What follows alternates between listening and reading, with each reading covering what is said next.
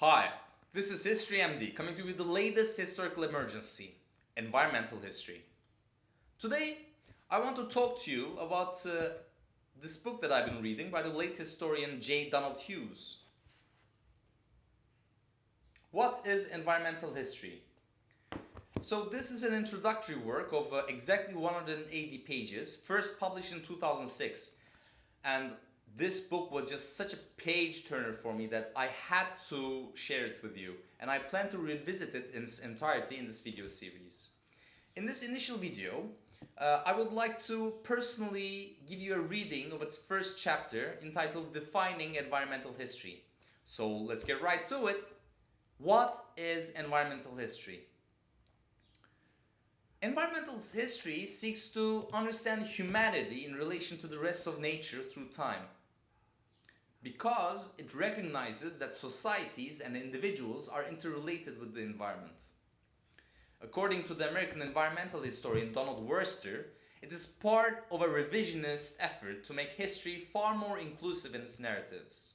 It believes that historians should see human events within the context where they really happen, which is the natural environment in its entirety. This means that, to quote William Cronon, history must make ecological sense. In this perspective, we can affirm that environmental history is interested in the interaction of human events and ecological processes. One of the books that held my attention, quoted in the introduction of Hughes, is With Broad Axe and Fireband, The Destruction of the Brazilian Atlantic Forest by Warren Dean. In this book, the author writes about the evolution of the forest itself, describing the successive stages of removal of forests and its replacement by agriculture and industries, analyzing the attitudes toward the forest and its development by inhabitants before and after colonization. My faithful subscribers will know that as we were struck by the COVID-19 pandemic, I turned my attention to a domain of history which was not my specialty, the history of disease. As I read more and more about the origins of human disease and the history of human responses to pandemics, I began to realize that environmental history and disease history are intimately linked. Just as Hughes wrote in page 5, the role of disease in history is an example of the theme of environmental influence. The idea that various illnesses arise from environmental conditions has been held at least since the times of Hippocrates, the father of medicine in ancient Greece. The author also mentions a book that I have not yet read but have encountered many times during my research on the history of disease, William McNeill's Plagues and Peoples, as well as Alfred Crosby's Columbian Exchange. Environmental history is also concerned with evaluation of the impacts of changes by human agency in the natural environment. Therefore, it naturally ponders on the historical context of the creation of the idea of preservation itself, of selected areas as national parks. This in turn is situated at the crossroads of agricultural history and forest history. Who determines which land can be tilled and which forests are to be preserved? This is fundamentally a hierarchical question. In fact, forest history and environmental history are so closely linked that the Forest History Society and the American Society for Environmental History have published a single journal together since 1996 entitled Environmental History. This is logical after all because, to quote John McNeill, environmental history is about as interdisciplinary as an intellectual pursuit as one can get. In which other domain of history can one find so many references to other disciplines such as geography, philosophy, anthropology, and biology? It is first and foremost related to the other social sciences and hence has espoused an interdisciplinary methodology. To quote William Green, no approach to history is more perceptive of human interconnections in the world community or the interdependence of humans and other living beings on the planet. It requires familiarity with ecology as well as geography and other branches of the social sciences and humanities. In its essence, environmental history is closely linked with historical geography, which found its resonance in works such as Ian Gordon Simmons' Changing the Face of the Earth, Culture, Environment, and History, published in 1989. While epistemologically, environmental history derives from the ecological paradigm that might transform our understanding of the human past and present, and the fully developed environmental historical narrative should be an account of changes in human society as they relate to changes in the natural environment. One of the best examples is Alfred Crosby's modern classic, The Columbian Exchange, which involves the invasion by European organisms and plants that crowded or replaced native ones in the Americas. In a much broader sense, and in relation to other humanistic inquiries, environmental history may seem to be a subfield of intellectual history, because its main questions do not stray too far from the question of how attitudes and concepts affect human actions in regard to natural phenomena. In this regard, Clarence Glacken identified three major environmental ideas in Western literature from ancient times to the 18th century. First, that the cosmos is designed. Second, that the environment shapes human beings. Third, that humans alter the environments in which they live. In other words, culture determined how our ancestors related to nature. In this regard, Lynn White's article, The Historical Roots of Our Ecological Crisis, for instance, argues that medieval Latin Christianity was a religion that exalted humankind over nature, hence preparing the way for Western science, technology, and environmental destruction. So, this is the relationship with the social sciences, but environmental history is also linked fundamentally with the natural sciences. One perfect example is Emmanuel Leroy-Laduries' Times of Peace, Times of Famine, a history of climate since the year 1000. A historical contribution to climate science, this has used sources that are not very frequent for historians, such as tree rings in temperate zones and air trapped in the layers of snow and ice near the poles.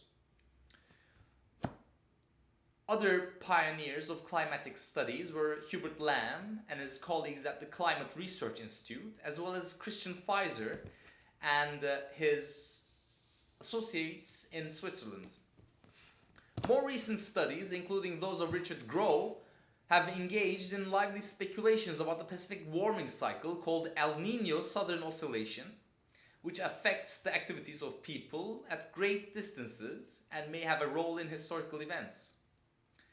Climatic historians ask questions like, are the retreat of the forests and the advance of the desert in North Africa in Roman times and afterwards mainly due to a drier climate or to tree cutting, stream diversion, and grazing of goats by the inhabitants?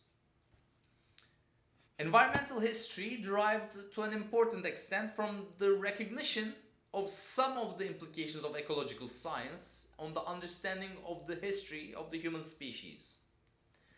An important early essay was Ecology, a subversive subject, published in 1964 by Paul Sears.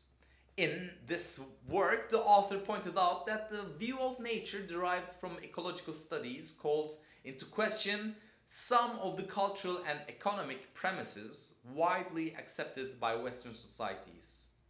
Chief among these premises was that human civilizations, particularly of advanced technological culture, were above or outside of the limitations of or laws of nature. Ecology placed the human species within a web of life dependent on cycles of food, water, minerals, air, and on constant interactions with other animals and plants. Sears called ecology the subversive science. Adopting his controversial adjective, Paul Shepard and Daniel McKinley published a collection in 1969 entitled The Subversive Science. Both ecologists and environmental historians have not always come to grips with the implications of community ecology. One of these implications is that the human species is part of a community of life. It evolved within that community by competing against, cooperating with, imitating, using, and being used by other species. Humankind's continuing survival depends upon the survival of the community of life and upon achieving a sustainable place within it. History's job includes examining the record of the changing roles of our species, which has enacted within the biotic community. Victor Shelford, a leading ecologist in the 20th century, asserted, "Ecology is a science of communities." A similar assertion can be made of environmental history, where the species studied is mankind, recognizing that to a large extent ecosystems have influenced the patterns of human events. We need to emphasize that all human societies throughout history have existed within and dependent upon biotic communities. Humans never existed in isolation from the rest of life. They are only one part of a complex and intimate associations that make life possible. The task of environmental history is the study of human relationships through time and subject to frequent and often unexpected changes with the natural communities of which they are part. The living connections of humans to the communities of which they are part must be integral components of the historical account. The human and the plant and animal communities need to be studied together, and environmental history is an active part of this study. However, before the early decades of the 20th century, historical writers regarded the exercise of power within human societies and the struggle for it within and between human societies as the proper subject of history. Thus, wars and the careers of great leaders dominated their narratives. It is significant that the first two great writers of history in the West, Herodotus and Thucydides, both chose a war as their subject. Then, Marxist historians turned their attention to the proletariat, the workers and peasants who labored for the society, which added economics to the narrative. The older history, when it recognized that nature and the environment were present, treated them as a setting or backdrop. But environmental history treats nature and the environment as active, formative forces. More recently, historians have turned to those who had seemingly lacked power, to women's history, the histories of racial, religious, and sexual minorities, and even the history of childhood. Environmental history is part of this progression. In the pyramid of power, the beasts and trees and earth herself occupy the lowest stone courses that support the structure. Historians can now demonstrate that these supposedly voiceless and largely defenseless entities were in fact authentic actors in the historical drama and include them too in the larger narrative. Just as previous historical narratives were linked to different expressions of political movements, it is also true that environmental history's roots were intertwined with those of the conservationist and environmentalist movements. Environmental history cannot afford to ignore the realities of political and military power and the national and economic structures, because, as Douglas Weiner announced in 2005, every environmental struggle is, at its foundations, a struggle amongst interests about power. Rational programs for the preservation and/or improvement of landscapes entail one group being in control of the landscape and almost as a rule, other groups being excluded, removed, or exploited. Just as the creation of the American national parks often involved the forced removal of the Native American Indians. So nature is the economy that envelops all human efforts and without which human efforts are impotent. History that fails to take the natural environment into account is partial and incomplete. And that is why environmental history is today's historical emergency. And that's it for today, folks. If you liked the video, be sure to leave a thumbs up and hit that subscribe button if you haven't already. And of course, state your historical emergency in the comments below so that I can answer them. And I would also like to thank my patrons. And as always, thanks for watching.